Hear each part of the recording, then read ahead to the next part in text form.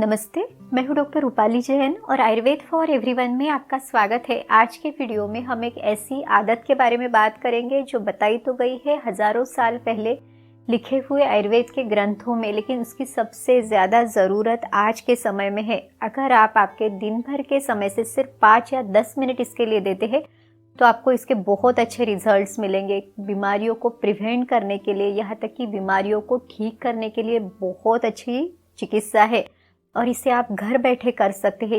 ये बिना खर्च वाली ट्रीटमेंट है और इसके रिजल्ट्स इतने अच्छे मिलते हैं जो आपको कोई महंगी औषधियाँ या महंगी ट्रीटमेंट भी नहीं दे सकती। और इसकी खास बात ये है कि बच्चों से लेके बुजुर्ग व्यक्ति यानी हर एक उम्र के लोग हैं, हर एक अवस्था में स्त्री पुरुष सभी इसे कर सकते हैं।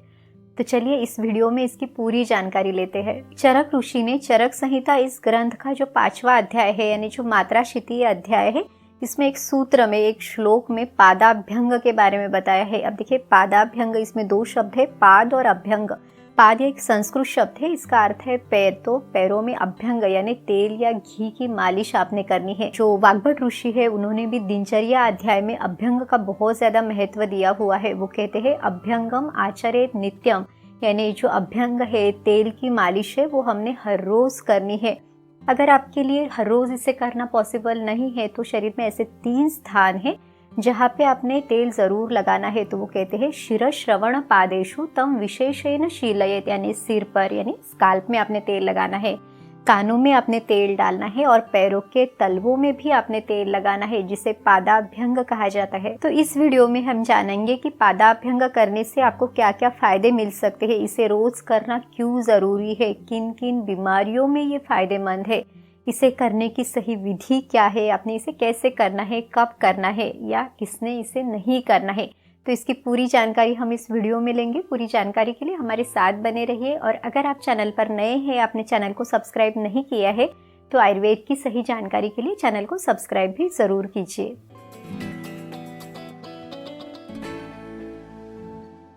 आयुर्वेद में वात पित्त कफ इन 3 दोषों का बहुत ज़्यादा महत्व है। इनका समतोल, इनका बैलेंसिंग होना बहुत ज़रूरी है और इसमें भी वात के कारण सबसे ज़्यादा बीमारियां देखी जा सकती है। तो जो पादाभ्यंग है ये वात के लिए बहुत अच्छी चिकित्सा है। चलिए देखते हैं कि चरक ऋषि के अनुसार पादाभ्यंग करने से आपको कौन कौन से फायदे मिल सकते हैं। तो चरक ऋषि कहते हैं खरत्वम स्तब्धता रोक्षम श्रम सुप्तिश्च पादयोः सद्य एव उपशम्यन्ति पादाभ्यंग निषेवनात्। इस श्लोक में शुरुआत में ही बताया गया है खरत्वम स्तब्धता रोक्षम। खरत्वम यानी एक तरह का खुरदरापन है, तो अगर आप पैरों में तेल या घी की मालिश करते हैं तो ये खुरदरापन कम होता है। दूसरा है स्तब्धता, यानी अगर आपको बहुत स्टिफनेस है, जकड़न है या मूवमेंट्स करते समय आपको प्रॉब्लम होता है तो ये भी पादाभ्यंग से कम होता है। तीसरा है रोक्षम, यानी अगर वहाँ पे आपको ड्राइनेस है, स्किन बहुत ज़्यादा ड्राई हुई है, एड़ियों में आपकी स्किन फट गई है, तो ये सभी तकलीफें कम होने के लिए पादाभ्यंग बहुत अच्छे से मदद करता है। पादाभ्यंग का जो अगला फायदा है कि ये श्रम हर है। अब देखिए हम दिन भर में खड़े रहते हैं, घूमते फिरते रहते हैं तो पैर थक जाते हैं। इस थकान को कम करने के लिए, यहाँ तक कि पैरों में अगर दर्द है तो उसको कम करने के लिए भी पादाभ्यंग एक बहुत अच्छी चिकित्सा है। दूसरा है कि अगर सुक्ति है वहाँ पे यानी नमनेस है, वहाँ पे आपको प्रॉपर सेंसेशन फील नहीं होता है, स्पेशली जो नसों की बीमारी रहती है जिसको न्यूरोपैथी कहते हैं, जैसे कि डायबिटिक न्यूरोपैथी है, उन लोगों को भी टिंगलिंग, नमनेस है, पैरों के तलवों में जलन होना है, ये लक्षण आमतौर पर दिखाई देते हैं। जब भी आपका डायबिटीज काफ़ी पुराना हो जाता है तब इस तरह के लक्षण दिखाई देते हैं। तो पादाभ्यंग से ये लक्षण कम होने के लिए भी बहुत अच्छे से मदद मिलती है। रेगुलर पादाभ्यंग से जो साइटिका व्याधि है यानी जो जिसे आयुर्वेद में गुरुद्रसी कहा जाता है वो कम होती है, या जो स्नायु है, सिराए है, उनकी तकलीफ अगर आपको है, शरीर में वात दोष बढ़ गया है तो इन सभी को कम करने के लिए बहुत अच्छी चिकित्सा है। इसका एक और फायदा है कि सकुमार्य यानी पैरों में एक तरह का सॉफ्टनेस आता है, पैर कोमल होते हैं। तो कोई भी महंगी ब्यूटी ट्रीटमेंट करने के बाद भी आपको इतने अच्छे रिजल्ट्स नहीं मिलेंगे जितने आपको पादाभ्यंग से मिल सकते हैं। पादाभ्यंग का एक और अच्छा फायदा है वो है दृष्टि प्रसादम, यानी आँखों के लिए ये बहुत अच्छा है। अगर आपको आँखों में ड्राइनेस है, जलन होती है या फिर आँखों से संबंधित कोई भी बीमारी है, चश्मे का नंबर है, तो इन सभी में पादाभ्यंग बहुत ही हेल्पफुल है। दूसरा है कि जिन लोगों को नींद नहीं आती, इंसोम्निया है या फिर डिस्टर्ब रहती है स्लीप, तो उन लोगों के लिए भी ये बहुत अच्छी चिकित्सा है। इससे आपको गहरी नींद लाने के लिए मदद मिलती है। साथ ही में आपको अगर स्ट्रेस है, एंग्जाइटी है तो वो भी कम होती है।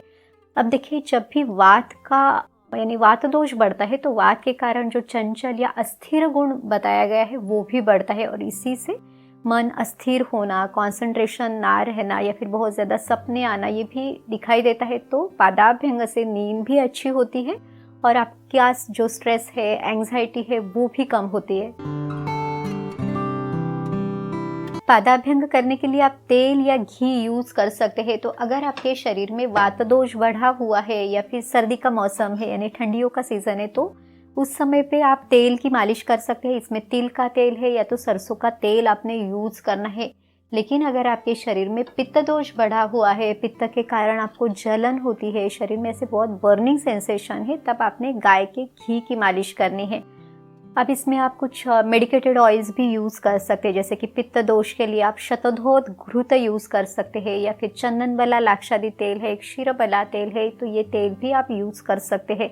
लेकिन रेगुलर बेसिस के लिए आपने मेडिकेटेड ऑयल्स या घी यूज़ करने की ज़रूरत नहीं है। आप सिंपल तेल या घी का यूज़ करके आपकी दिनचर्या में रोज़ आप पादाभ्यंग के लिए ये दोनों में से कोई भी यूज़ कर सकते हैं।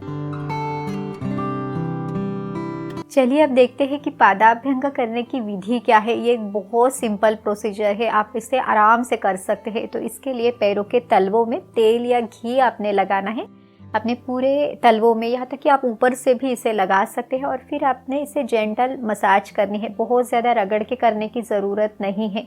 नीचे से ऊपर की दिशा में आपने इसे करना है या फिर सर्कुलर मोशन में भी आपने इसे करना है। आप आपके थंब का प्रेशर भी दे सकते हैं।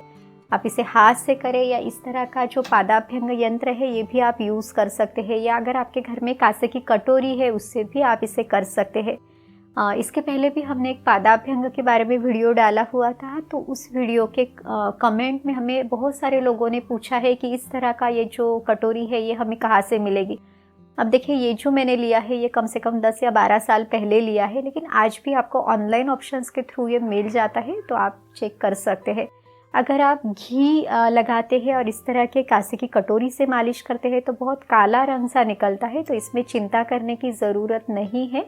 अब जब रोज़ इसे लगाएंगे तो धीरे धीरे ये काला रंग निकलना भी कम हो जाएगा। अपनी सावधानी इतनी ही लेनी है कि घी या तेल को बहुत एक्सेस क्वांटिटी में आपने नहीं लगाना है, और अगर आपने लगाया तो इसको कपड़े से पोंछ लेना है, ताकि अगर आप रात को उठते हैं वॉशरूम जाने के लिए तो आपका पैर फिसलना नहीं चाहिए। यही सावधानी आपने लेनी है, या फिर आप स्लीपर वगैरह पहन के जा सकते हैं।